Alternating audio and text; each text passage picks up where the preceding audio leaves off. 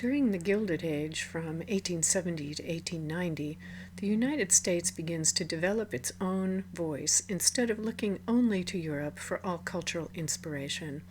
During these years, we see a concentration of private wealth in relatively few hands that led to extravagant lifestyles and excess in the American upper classes. There was no income tax at this time, so regular Americans increasingly bore the burden of supporting a government that was controlled by corrupt interests.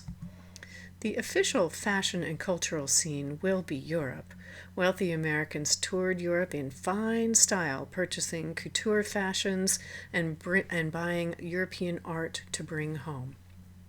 They were among the very first to collect what was then modern art that tradition-bound Europeans would not buy, such as the Impressionists. The traditional aristocrats were running out of money, no longer able to maintain their vast country estates. America supplied an infusion of money when wealthy heirs and heiresses married into the old noble families. One example was Jenny Jerome from Brooklyn. You can see her family mansion on the right. She married Randolph Churchill. She was Winston Churchill's mother. Although Europe will be a guiding cultural light for many decades to come, no one represents the emerging American voice better than Mark Twain. In fact, he was the one who coined the term the Gilded Age. Raised in the Midwest, he followed the calls to go west, working as a miner. He wrote humorous short stories and articles, and soon writing proved more lucrative than mining. He was famous for his travelogues, giving Americans a glimpse of far-flung corners of the continent and even the Sandwich Islands, which would become Hawaii. He used folksy humor and described daily situations Americans could relate to. He was particularly fond of calling out hypocrisy and vanity, both of which were rampant in this time period. While wealthy socialites from cities all over America became customers of the haute couture, most Americans will wear mass-manufactured goods, gowns made by local dressmakers, or made some clothing at home. The portrait on the left is Junius and Matilda Groves from Kansas. He was known as the Potato King of the world because they built a ranch, store, and shipping business, all potatoes. Americans kept up to date with fashions, but adapted them to their own practical tastes. They did not follow the same rules as the East Coast elite or Europeans. And we will see the American wardrobe begin to focus more on separate garments to mix and match and sportswear.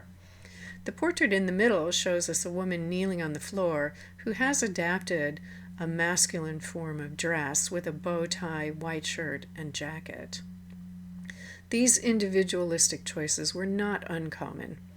The portrait on the right shows us the mixture of frock coat and sack coats that was a common sight in America from 1870 to 1890.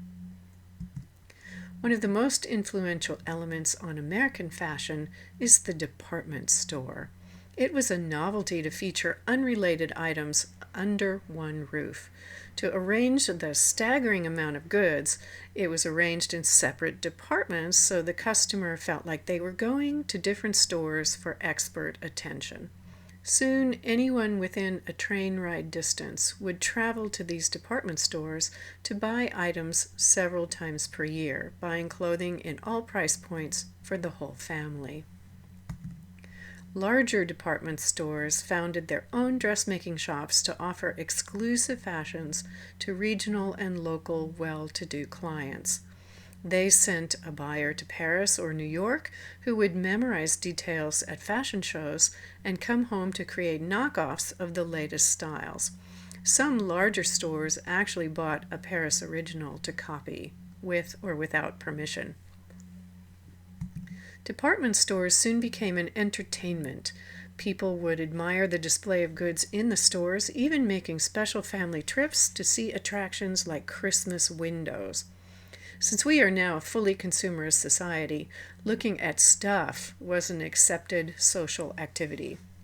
People dressed up especially to visit their cities downtown for these shopping or window shopping excursions. Women kept up with fashions through magazines that featured literature, topical subjects, and extensive fashion reports with detailed descriptions such as fabrics, trims, and accessories that could be copied by a local dressmaker or even made at home. But soon another invention would make fashions more available to regular people all over America: the mail order catalog. Mail order became a lifeline to rural Americans and made it possible for people of any color or background to order goods they may have previously been denied in retail shopping. The sheer number of inventory kept by all these stores and catalog businesses fueled a voracious need for thousands and thousands of garments every day. Fashion for the masses was only possible because of the huge influx of immigrant labor from Europe and China. Large factories such as Hart, Schaffner, and Marx in Chicago employed 8,000 people at its height. But soon owners found they could reduce labor costs by cutting the cloth themselves, farming out the simpler sewing tasks to workers at home, paying them 25 to 50% less than factory labor. With the large influx of immigration in this century, entire families worked in their homes sewing to make a living. The conditions were grueling and low-paying, prompting this Jewish magazine to wonder which was worse, being actual slaves in Egypt or in a sweatshop in America. The largest collection of sweatshop workers lived in New York in neighborhoods now memorialized by the Tenement Museum. Upper middle-class women often patronized the individual dressmaker. Dressmaking provided a respectable income for many women in the 19th century when finding any job, let alone one that paid a livable wage, could be a struggle. Dressmakers commanded some of the highest fees earned by female workers and was a rare opportunity to set up a business, especially for women of color. At the right, we see a portrait of Elizabeth Keckley, who was the dressmaker for Mary Todd Lincoln while she was First Lady. A&L Tarocchi Gowns was such a business, started in 1911 in Providence, Rhode Island, by two sisters. Their custom work was highly prized, and they made fancy gowns for socialites. They could copy dresses shown in magazines or fashion plates, and they designed their own creations. They closed their business in 1947, just locked the door and retired. The shop stayed intact until 1989, when the entire contents were donated to the Rhode Island School of Design. In 2001, this business was the subject of an exhibition. It is believed to be the most complete collection of a custom dressmaking business in existence. It is well worth studying to know more about this form of fashion making. Between 1868 and the 1880s, the United States acquired Wyoming, Dakota, Colorado, Arizona, New Mexico, and California territories. These were former Spanish holdings. Clothing in the West was a mixture of current fashions, utilitarian work garments, military items left from the Civil War or so-called Indian Wars, and Native American and Spanish styles. Western wear became the melting pot of influences, forming a true American homegrown style. I couldn't resist including this image because it is from the Santa Ana Public Library, right here in Orange County. It shows vaqueros, or Mexican cowboys, dressed up for an event in the 1880s. California and the gold rush began in the 1840s through 1850s, bringing people from around the world. By the 1870s, San Francisco was a major city, and Los Angeles was becoming a new Mecca. In 1873, journalists lured people to California by declaring it a place to regain their good health. And in 1873, the seedless orange is introduced from Brazil, starting an industry we are very familiar with in Orange County. Of course, California is famous for the contribution of Levi Strauss and his denim work pants. In the 20th century, these will change the way all Americans dress. For homesteaders in isolated ranches or farms, much clothing was made at home. I love this family portrait showing 3 of the children wearing garments made from the same bolt of fabric purchased in town or through mail order. Women in the West were caught between fashion and function. They were homesteaders, merchants, ranchers, and politicians, with some Western states or territories granting women the vote well ahead of the country. We have diary counts of women working in men's pants when they were alone, but racing to the house to change if they could see visitors coming. I found this picture of a female homesteader and her hired hand threshing crew. There is quite a mixture of clothing here. She wears a jacket and a cowboy-style hat, but also a skirt.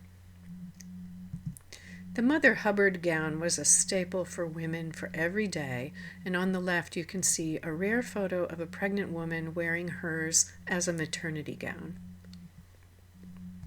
Missionaries from this period take the Mother Hubbard to Hawaii, and it is adopted into their wardrobes as a muumuu. The West is also distinctive for its large influx of Chinese immigrants who came to work on the railroads and in the mines. A large number were also employed in the San Francisco garment industry, and they became business owners themselves. In the 1870s, you can see in photographs a hodgepodge of civilian clothing and some coats left from military service.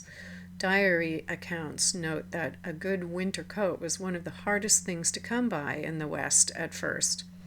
By the 1880s, in the photo at right, we develop what we would now consider iconic cowboy clothing with chaps on the legs, the wide-brimmed hat, the 6-shooter gun belt. These photos of cowboys show a mixture of sack coats and waistcoats to provide pockets that were easy to reach on horseback. Cowboy boots do not begin to acquire their signature styling until the 1870s and 80s. Boots were very expensive items, and many early cowboys continued to wear boots left from earlier military service, the soft Hessian boot or the stiffer Wellington boot, which we can see at the top left. Early boot makers in the West brought the military last, or the form used to make the boot shape, with them from the East Coast.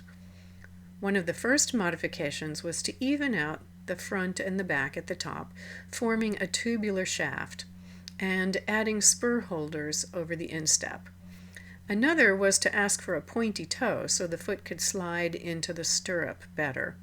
The boot in the center shows an 1870s version of a pointy toe.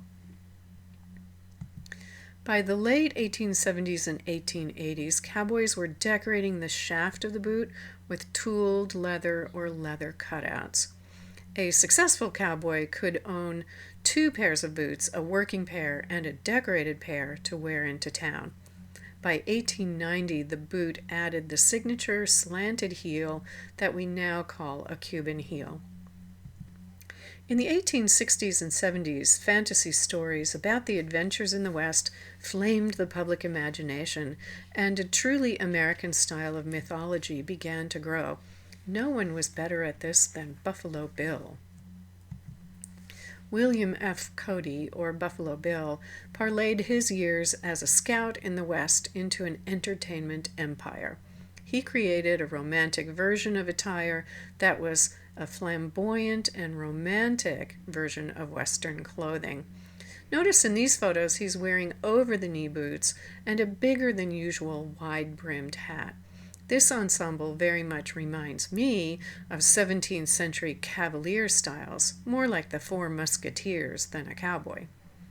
He incorporated Native American fringe and beadwork to create a fancy show business style that would greatly influence what America thought of as Western wear. By 1900, there's a showbiz version of the cowboy, fueled by Buffalo Bill and the new fancy rodeo shows. Even real cowboys began to adopt the more romantic styles, so we have a bit of a feedback loop. When film came along in the early 1900s, the Western would rapidly be born using this showbiz image of cowboy fashions. I'd like to further explore the topic of cross-dressing on the stage that I started in the presentation of women's bustle fashions. There we saw that men dressing as women was becoming a mainstream stage entertainment. The 19th century also gives rise to women playing male roles on the stage, most notably Shakespeare's characters. Charlotte Cushman was a huge celebrity in the 19th century, an American actress almost as famous for her tempestuous lesbian relationships as she was for her acting. At her final show in 1874, police had to guard the theater for crowd control. Although she also played female characters, she famously played Cardinal Wolsey, Romeo, and Hamlet. Other women would go on to play Hamlet, and perhaps Sarah Bernhardt is the most remembered for it. It's interesting that in the 19th century, women would explore acting the great roles originally written for men, and these powerful women played to huge audiences. Of course, we are very aware entertainment serves as an experiment for new social ideas. It's my personal opinion that women exploring meatier stage roles began to call attention to the limited roles women were expected to play in theater scripts and in life. But perhaps both men and women appearing in non-gender conforming clothing and roles also served as a powerful way to spark another social debate. Was it a way to show that lightning doesn't strike anyone dead when they question social fashion rules that narrowly define gender and therefore one's fate in society?